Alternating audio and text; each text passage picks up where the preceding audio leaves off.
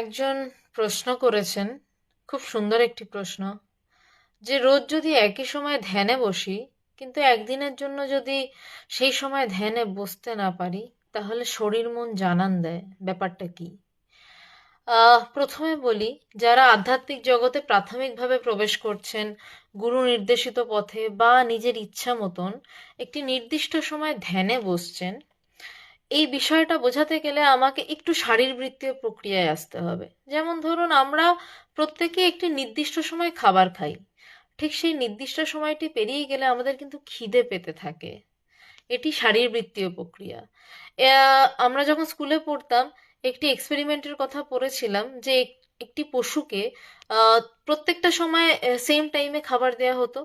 একটা সময় পর তাকে সেম টাইমে খাবার দেওয়া হয়নি এবং তার গায়ে বেশ কিছু যন্ত্রপাতি লাগানো হয়েছিল, যার ফলে বোঝা যায় যে হরমোনের নিঃসরণ হচ্ছে কিনা। দেখা গেছিল হ্যাঁ, সেম টাইমে তার সেই খিদে পেলে যে হরমোন নিঃসরণ হয়, সেই হরমোন নিঃসরণ হচ্ছে।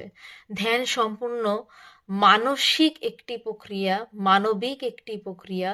ঠিক যেই সময় আমরা ধ্যানে বসি, সেই সময় যদি ধ্যানে না বসতে পারি, আমাদের অন্তরাত্মা, আমাদের সূক্ষ্ম শরীর জানান দেয় যে এইবার তোমার ভিতরে ঢোকার সময় হয়েছে।